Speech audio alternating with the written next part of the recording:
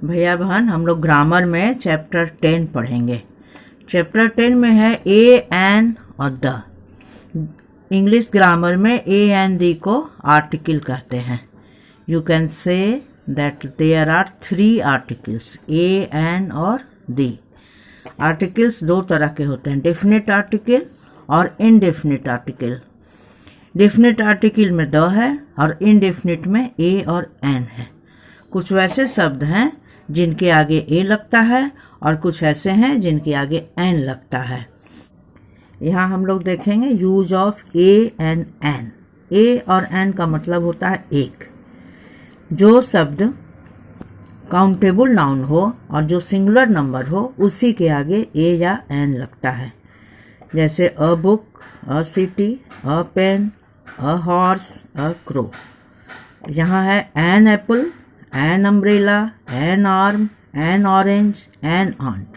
हम लोग जानते हैं कि वॉवेल 5 हैं, ए ई आई ओ यू।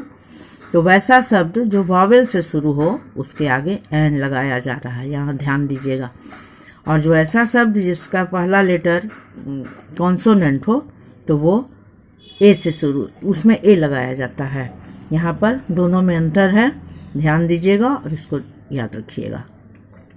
इसमें आगे है 2 पॉइंट में, a an can not be used before any plural noun.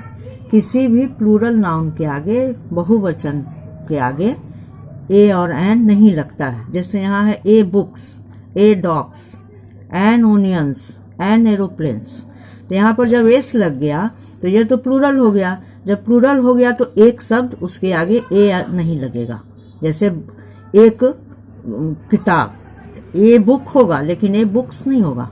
तो यहाँ पर ये सब चारों गलत है। जब प्लूरल बन गया तो फिर इसके आगे ए और एन नहीं लगेगा। इसका 3 पॉइंट है, an hour, an honest man, an hotel. तो इसमें एच साइलेंट है, इसलिए यहाँ पर उसका उच्चारण वॉवेल से ही होता है, इसलिए इसमें एन लगाया गया। एच साइलेंट है।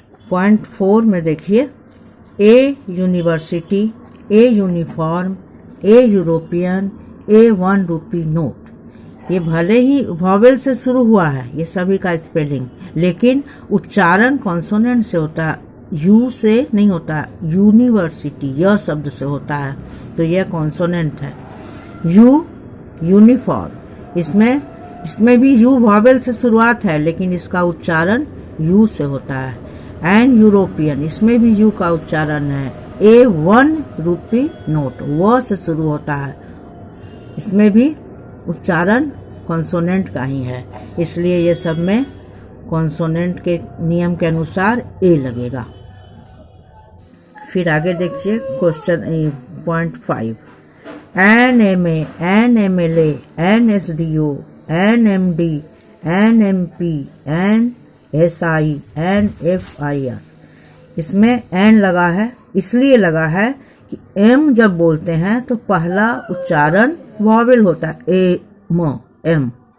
तो ए शब्द आ रहा है तो यहाँ पर एन लगा। An S D O, S बोलते हैं तो एच से शुरुआत करते हैं। एन एम पी, इसलिए यह सब भी अपवाद है, इसको भी याद रखिएगा। इस तरह का जो भी शब्द हो उसके आगे एन लगता है। एन एस आई, एस कैसे बोलते हैं, पहले ए बोलते हैं तब स उसको बोलते हैं एस, तो इस कारण से इसके आगे एन लगा है।